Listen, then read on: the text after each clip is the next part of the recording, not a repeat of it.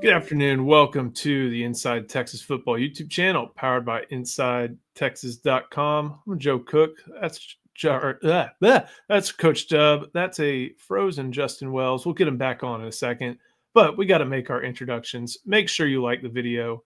Make sure you subscribe to the channel.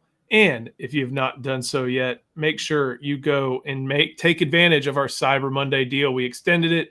It's going on today through midnight. So 50% off an annual subscription. Head to Inside Texas. Use that first link in our description or use that QR code you see there at the top of the screen. Go sign up. Can't wait to see everybody over there. We've got a lot of stuff going on, not only here tomorrow morning. We'll have a lot of live reaction to letters of intent coming in, but we'll have plenty over there on Inside Texas. So make sure you head over there. And fellas, get it out, Joe. y'all hosted a Q&A today over on InsideTexas.com. You got to go check that out. We're kind of tying up. He killed it, Joe. Charlie ran that thing.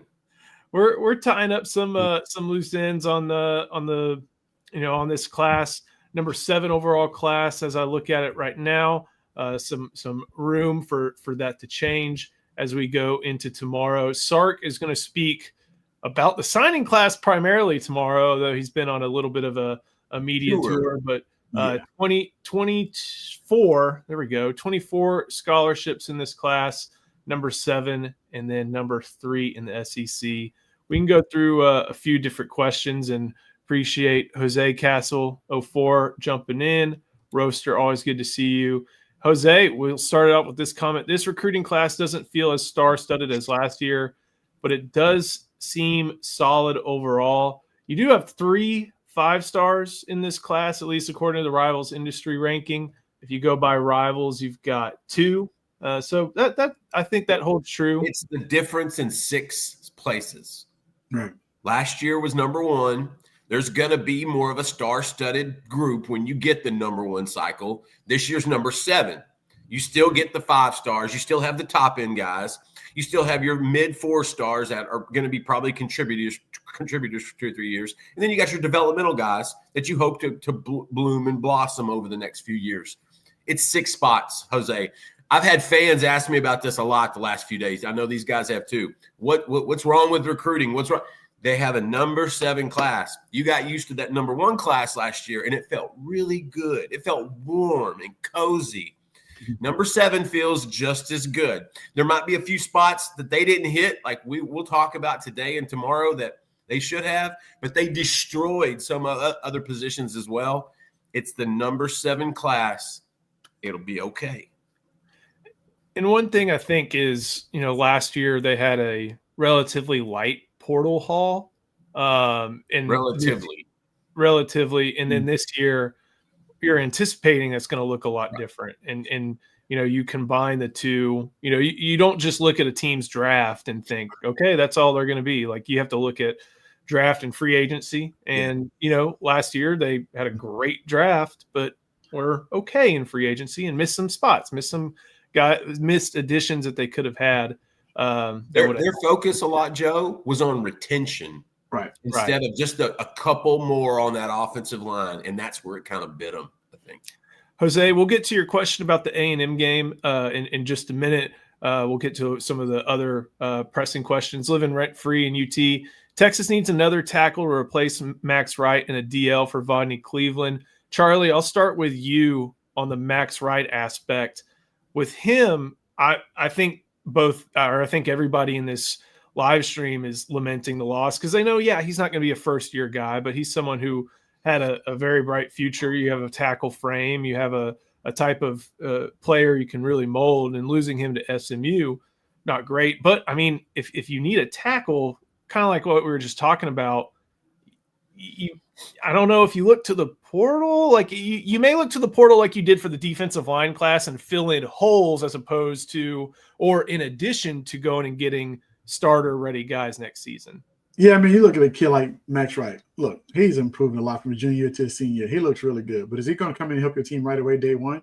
Maybe, maybe not, right? I really depend on a veteran from the portal who has experience playing at the college level, who can come in and push a Brandon Baker, whoever the right tackle may be next year. Like, Max Wright would have been a great kid in the program. He's probably compete for playing time in a year or two, right where he's his size. But next year, immediate need, go get you a veteran guy from the portal. So does it hurt for long term? Yes, because I feel like Max Wright is definitely a player, but at the same time, that's what the portal is there for. It's for the absence, make up for that small gap while you develop the younger guys. And I feel like what Max Wright would have been if he would have came. Also, you got to view Caden Scherer as kind of the Max Wright replacement. I almost think Flood knew Wright was going to leave, and Scherer kind of slid into that spot as well. As for the D-line in Vodney Cleveland, I don't think they're going to replace him. I just, unless Richard Anderson has some epiphany in the next 12 to 18 hours, I think it's going to, at best, it's going to be 2 with James Johnson and presumably Corey Wells. That's one we are watching closely because Auburn is bird dogging that one real quick for Vodney. So they're not necessarily wanting to replace Vodney, but they'll take a numbers buster, a Jamian Winfield, a Richard Anderson. They'll take those guys. It just doesn't look like those are going to happen. And again, this is where the portal comes in. You're losing Travis Shaw, Cole Brevard. We'll see on Hero Canoe. He went through senior day. He has another year. You did you did reset the kind of the class progression with that portal haul last year. You were able to redshirt everybody in the class, but Justice Terry. You're in good shape. You like to add the best shape. The D-line is the best shaped position in the program, and it has been, I want to say, for 4 or 5 years. I would much rather keep if I had to keep one between Wells and Cleveland, I'm picking Wells. Oh, 100%. 110%. And I'm not saying that because we're related. Bear in mind. But we've all fell in love with Corey's tape. Like, that kid is a big, giant anchor in the SEC. Trying to think. He's so good. Auburn is offering a scholarship to his 3-star linebacker brother. That's how important Corey Wells could be to a program. Yeah, I like his tape a lot. I mean, I think that's the guy. I don't know, man. Another guy in Mississippi who's dominant about his size plays for the Kansas City Chiefs right now, Chris Jones. That's who he kind of reminds me of. Oh, dang, Charlie. I like that. He looks like him. You dipped into that one. Yeah. I guarantee I'm gonna get a text from Charles Amanahu saying, "What about me? Who reminds me of me?" Nobody out of Rowlett, Charles. Man, I mean, you don't see 6'6" guys growing on trees. You know what? I just remember they would have turned Colton Vosick into what the previous staff turned Charles Amanahu into. You know, a strong side defensive end. They would have done that. Wouldn't gone well at all. They would have done that to Colton Vosick. Williams David. Justin, wait a minute. Are we answering Williams David, Joe? I thought we had a rule. We're answering Williams David. Come on. This is a good one because it talks about a fit in the class. He better get back in this. Come see us, David. What's your view on Kosiak Paula's ranking increase? Went from a 3-star recruit to being outside the range of a 5-star. I think some of the services recognized that he probably wasn't a pure off-ball linebacker. But then I also think they saw the athleticism he displayed on tape all over the field. Absolutely. No, that's it, Joe. Because, I mean, we've had talks about this kid could be an edge. And remember, what did Anthony Hill do in most of his freshman year at Texas? He played some edge. So Kosi, I think, can kind of fit in that regard. And I also think that's why it's big that they got 3 in this cycle, because Rocky Cummins is another guy I'm not saying can project at edge, but that kid looks like a future edge coming off the bus. And so you get the natural inside guy in Tyler Atkinson. That's the 5-star that's nails. But Akpala is one that he's one of those kids that never worried about his recruiting rankings or worried about posting a huddle or any of that stuff. He committed to Texas. He found what he wanted to find. He went back to work. He had a great senior year, and he was rewarded in the rankings because of it.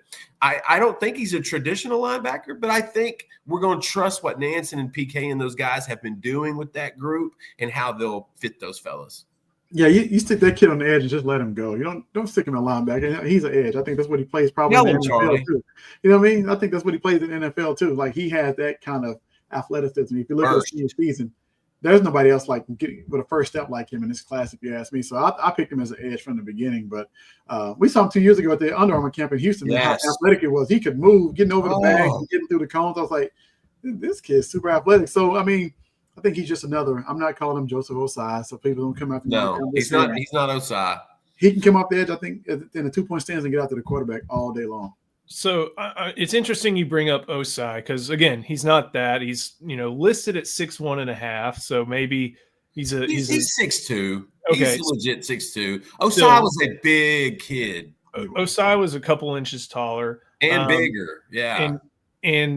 But if you remember, Todd Orlando does for sure. They tried putting him at middle linebacker, and it didn't work because the middle linebacker responsibilities in that defense were a little bit too much for him. You could see some plays made, but you saw some plays missed. But they have a role like that that's more defined for this Texas defense than what Trey Moore did. And Trey Moore obviously gave a heroic performance in place of Anthony Hill there on Friday. But Trey Moore oftentimes was kind of utilized as that Sam, who's sometimes dropping into coverage, but you're playing strong side linebacker when Texas kind of gets into its various, heavy personnel looks.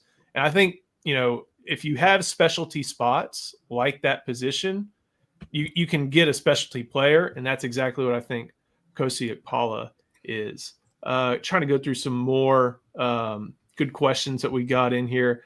Hit this one real quick from Antoine. Texas never kicked the tires on Isaiah Broughton. Coach, you may know a little bit about this one. I know there was some interest late from some schools like Florida and Notre Dame, but I think he found it the right level at Houston. Correct? That's where he ended up.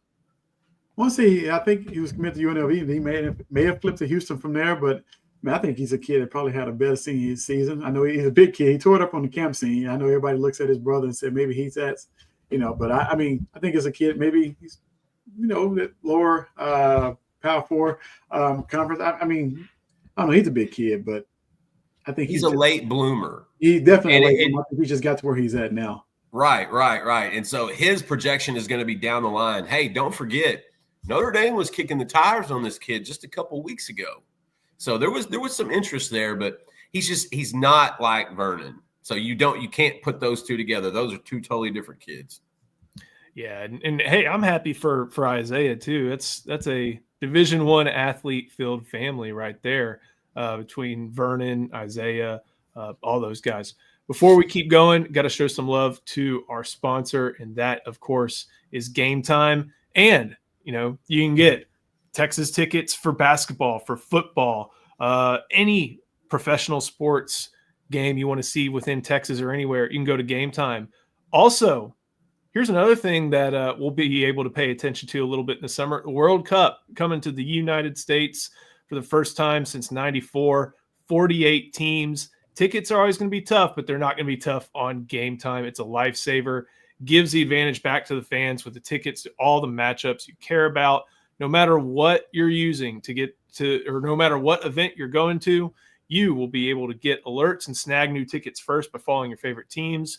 It's easy to find for not only things like the World Cup, but any event in your area, and there are reviews from all the seats, plus lowest price guarantee, event cancellation protection, and some of my favorite features. You know what you're paying. All the fees are included in the final price, and you get to see what the view is like from your seat. So going to be a lot of fun to track that, but you can get any ticket for any event through Game Time.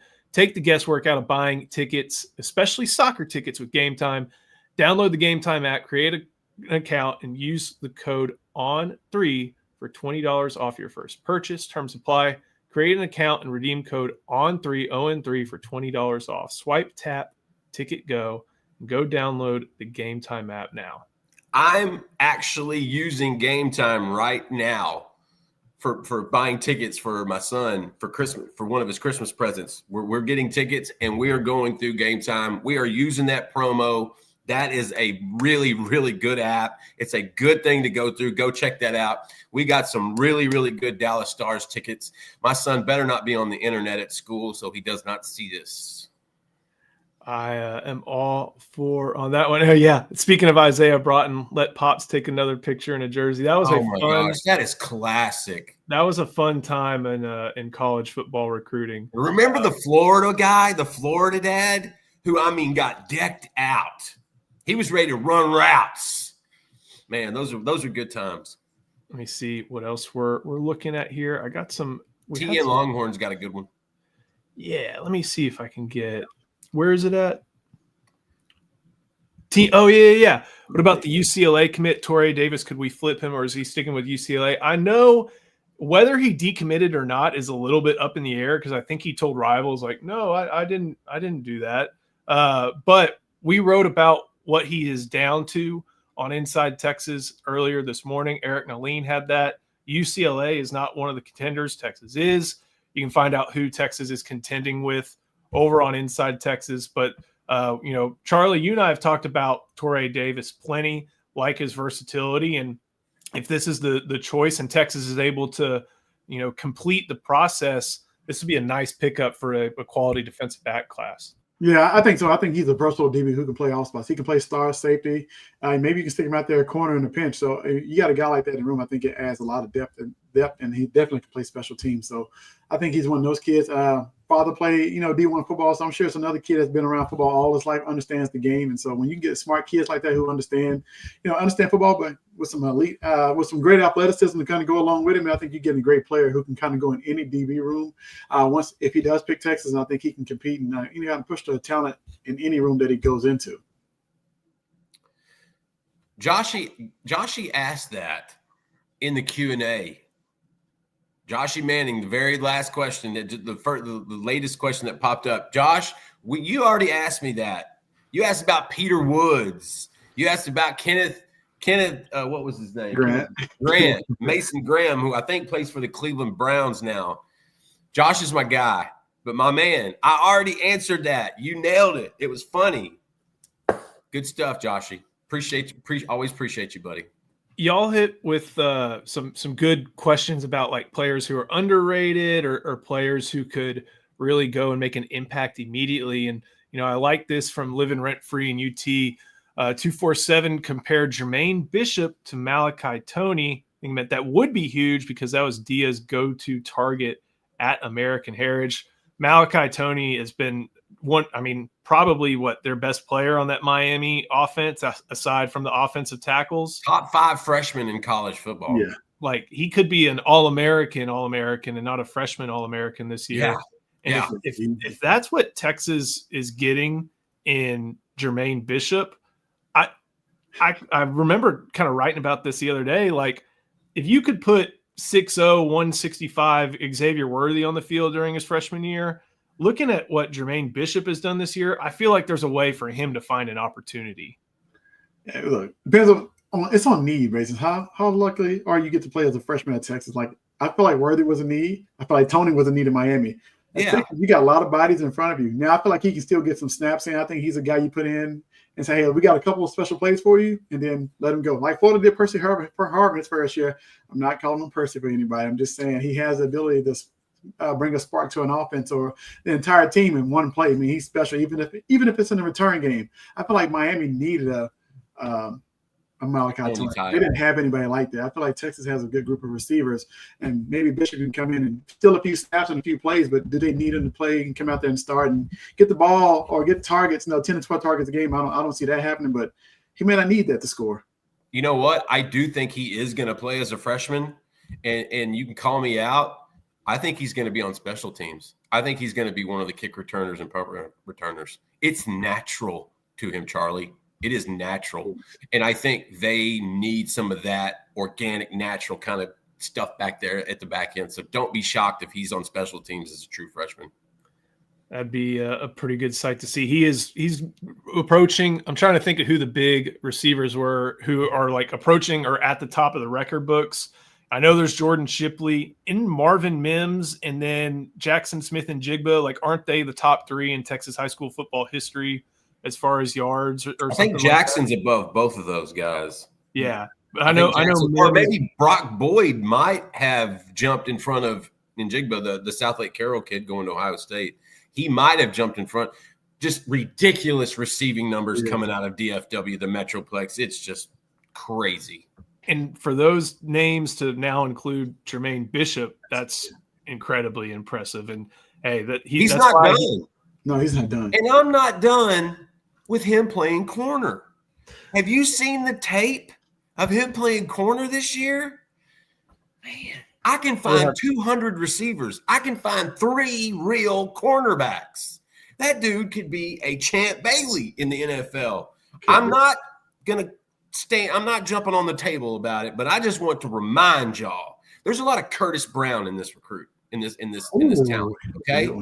He can do both. And I'm telling you, if he needed to play corner in a pinch, he may be the best corner. He's floating around on Twitter after this past Saturday's game. He put it on Forney. People call him 2.0. I'm just telling you. Wasn't it that Texas Tech receiver commit that he shut down? Oh, yeah, he shut down everybody. They had him at safety. They had him at corner. He had a game-saving pick, I think. He did, and he made Javion Osborne fumble. I'm telling you guys, I know y'all are tired of Justin wants to always put him at corner. Yeah, because I see 200 receivers every cycle, and I only see like a couple corners. And I know, talking to college coaches, how much they love the corner position. If this was 2025, Bishop's a corner. Bishop's not coming in this class in 25 as a receiver, not in front of Jamie Lockett and Jamie French, Khalid Lockett, Dalen McCutcheon. He's not coming in and playing in front of those guys. Now, granted, if he had the same senior year, maybe, but I just want you to know that just shows you the athleticism and the ability of this true football player. Jermaine can do both. Yeah.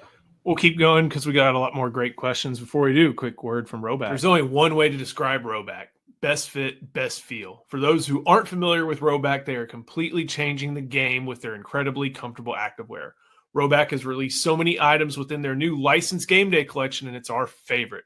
With novel polo designs and clean hoodie and Q-zip designs from some of your favorite schools like Texas, it's definitely worth checking out.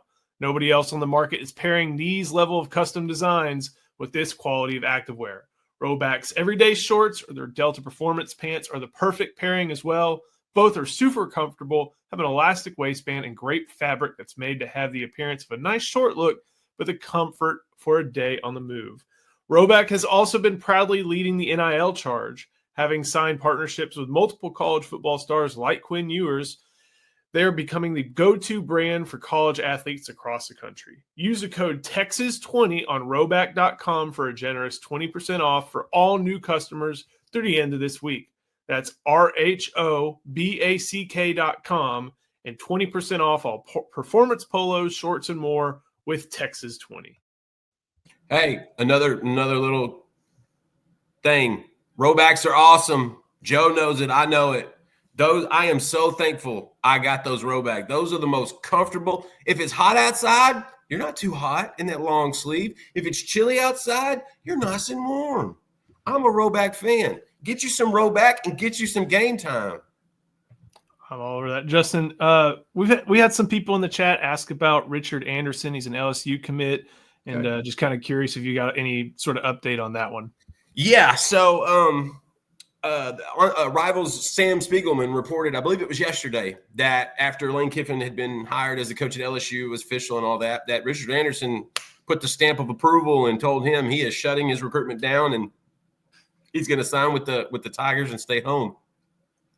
And that's kind of what we had heard too. I'd caught up with a source this morning about D-line recruiting, and they had kind of said the same thing. Now there's a report coming out of a local network, local website or paper in Louisiana, talking about the fact that Richard Anderson may be rethinking, if he wants to stick with LSU and still talking to Texas. He then went to Instagram and posted something along the lines of, a signing day countdown and ready to, be an LSU Tiger. So we're watching that one. Look, Texas, those are numbers busters. And so that's why we pay attention to them all cycle. That's why Charlie and I stay in contact with those guys all cycle, because we know how Texas rolls. Sometimes people got used to that Justice Terry recruitment last year, and they thought, well, they'll just pull a 5-star rabbit out of their hat the day before signing or 12 hours before signing day. I don't see that in this cycle. I think Anderson sticks with LSU. I think Jamie Winfield sticks with USC, just kind of the way it works. And I think Texas will go for 3 or 4 more D linemen in the 2027 class. One more to hit, Bryson Martinez. That kind of seems like one where you've mentioned it didn't really matter who the head coach was at LSU. That was just an affinity there, and good reasons for him to go to LSU. Yeah. So the thing with Martinez, he is super close with his family, especially his mother. And I know a lot of these kids are, but I mean, this one in particular. And some guys do their best when that family circle is close and near. Austin may be a little too far away for that. Now, if he were to flip to Texas, I could easily see his family or part of his family, maybe his mother and sibling, moving to Austin. He's that kind of recruit. Like wherever he's going, I think his family's going to be there with him. And I think it's imperative that they are there. I think it's very important. I think the trip from Gonzales to Baton Rouge is going to stick. I think that's close enough for them. And I think that's probably where he's going to go. We're still checking on it. We've had a couple updates this morning at InsideTexas.com. You can come over there and ask us, and we'll keep checking on it. But right now, I get the sense Bryson and his group are going to stick with LSU. We'll have Coach Dub come right back, but I want to hit this one from TN Longhorn. I may know Coach's answer. Who's your favorite recruit this cycle, Justin? Man, I don't even remember what I wrote this morning when someone asked me about that. I was going to say Max Wright, but then it was too soon. Still too soon. My favorite recruit. That's like asking you who's one of your favorite kids. Like that's a hard question. The easy answer is Diabell. He came in early. He was the most locked in. I love his story of taking an Uber from the Dallas airport to Austin so he did not miss the opportunity to show out in a camp in front of Sark and to earn that Texas offer. I love all that about it. That's part of it. But I think I'm going to go with Jermaine Bishop. His senior year, him and Derek Cooper's senior year were in Coast-Yalpala just tremendous senior seasons. And I know how much Cooper is going to be needed in that running back room next year. And I know how much Jermaine Bishop's going to be needing this program over the next few years. I'll make a case on the other side. I love Samari Matthews. I think he's a steal. I think that kid, he plays and looks like a North Shore corner. That's exactly what his intangibles are. And so I'm a big fan of Samari Matthews as well. And like I said, I could make a case for a lot of these guys. It feels like you're asking someone to pick their favorite kid. But yeah, that one is. I'm gonna say Jermaine Bishop, Derek Cooper, Diabell. Yeah, I don't have one favorite. I've got like 5. What about you? I want to know yours. And no specialists. No specialists. I'm a huge Richard Wesley fan. Like I remember when he's a man, Joe. When they offered him when he was a 2027 prospect, I'm like, hold on a minute. Like this is a 5-star in this class. And then when he reclassified, I had a feeling Texas would still be on him. And I did, Eric likes to say, hey, if you show me the film, I'm going to get invested. And I'm like, okay, this is one. You need to watch it. And I think somebody had mentioned in the chat, like maybe Wesley ends up at Buck. I think that there is less of a distinction between Buck and Jack these days. I still think Wesley is what you want from the Jack position. He's got the size, he's got the frame to build on, and he's young. Remember, he reclassified, and that is harder for guys near the line of scrimmage that are further away from the line of scrimmage. And even so, like I still think he's a special player. And I think if I had to go with another one, I'll stay on defense. Atkinson. I've been on, and I'll pull up the class as sorted by rivals ranking real quick. I've pretty much been on and on about how I think Atkinson has day one athleticism, but there's still some linebacking that he needs to figure out. Even so, like that's someone who's going to make an impact pretty early. And then if he can figure out being able to, play that position, man, I'm extremely excited about what he's going to be because, I don't think somebody comes and trains with Anthony Hill and Trey Moore and Derek Johnson if he doesn't have his eyes on greatness. And you've been able to interact with him pretty regularly and know that, of course, there are, business and future and NIL considerations that go into these types of recruitments. But a lot of these kids know and understand that they get paid because they're good at football. And I think Atkinson is definitely somebody who knows that and wants to stay good at football and be elite at football in order to make that happen. The thing about Tyler Atkinson, I think that all Texas fans are going to absolutely love, he handles every step of this process like a professional. He wakes up early every morning. He does his homework. He gets all of his stuff done. He goes to work out. He adds on stuff. He gets extra reps. He tries to sneak in reps. Tyler Atkinson wants to play in the NFL, and he has a template to get there. And he is following that thing step for step for step. He's watching Anthony Hill be as valuable as he was this year. He knows what Derek Johnson brought to the Longhorns as a linebacker, 20 years ago. Listen, Tyler Atkinson handles this like a job. And in this day and age of NIL, I look forward to those type kids because a lot of kids and their parents get real caught up in dollars and cents. Tyler's a business person. He wanted to get all that settled. Once it was settled, he had his spot. And there was no flinching. There was no going to other places, taking other trips. Tyler is a professional. He's going to show up with a lunchbox and a hard hat, and he's going to go to work. And I think that's exactly kind of the mantra of that room right now. He's going in there with Leona and Ty Anthony and a really good young Elijah Bo Barnes. That room is only going to get better. Looking at some other favorites. Favorite being John Turntine. I think you and Charlie are going to be on the same page there. Oh yeah, that's Charlie's pick too. And I'm going to be honest. I don't care how much John Turntine weighs right now because me neither. Maybe I'll care in May or maybe I'll care in August, but I don't care right now. That guy's a really good football player and someone that I think Texas fans are mindset. He has an O-line mindset. They're going to look past some of the weight concerns, I feel like, pretty quickly. And he's going to get bigger. Look at his family. He's going to get bigger. This is a good one. Hayward Howard on defense. I was kind of looking back on that one, and I think we all have to give Terry Joseph a nice little round of applause for starting that recruitment out just before he went to the New Orleans Saints, and Mark Orfe for coming in and making the most of it, yes. Getting him in and getting this is a solid corner class, Justin. It really is. You know what? The thing that we got to give Orfe credit for is he identified who he wanted, and boom, boom, boom, he went and got him. And Torrey Davis is the other one that they could potentially like. Could be the third corner if they do wind up bringing him in. He'll be that third corner. That he wanted Smoke Matthews. He wanted HH Jr. Like that's exactly who he wanted. And so give Orfe credit for identifying those guys, having a previous relationship, and like you said, Terry Joseph greasing the skids for him. I will say I see this from Justin Wales. He should play tight end. I disagree, and this gives me a chance. It's a fun joke. Oh, I know, but this is a chance to remind of something that if you're a player that Texas is like, hey, you may see some action in garbage time, but you're redshirting, you go on a different lifting regimen than the starters or the guys in the two deep. And I think that would, if he's doing this blocking tight end thing, that's not going to let him gain the weight that he probably needs. And you don't put on a ton of weight during the season, but you do some. You don't put on much at all, really, Joe. If you're on that regimen, and I think he needs that more than he needs reps on the field. Man, technically, he's great. Yeah. Feet, hands, balance. He's great. I'm not done yet. He's great.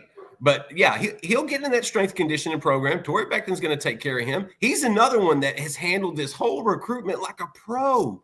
John Turntine is legit from top to bottom, and that's the kind of guy. I love him because of his mindset. He has an O-line mentality that I think is required to be successful in that position. John Turntine has that. So I think one more good one. Jose, I told you I'd come back to this one. I'm glad the guy that I wanted to talk about is on the screen. How well did the recruits that attended the Texas versus A&M game react to the win?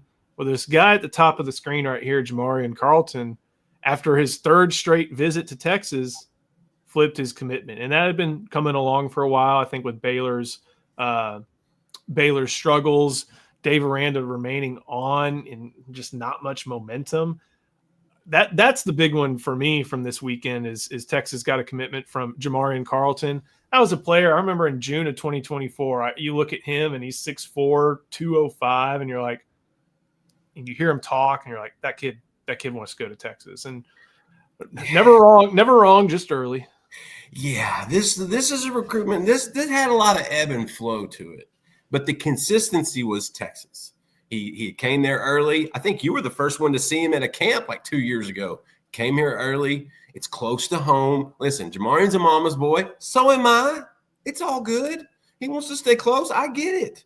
He wants to stay close, and now he's going to be able to. He'll stay just a little bit further from Temple to Austin.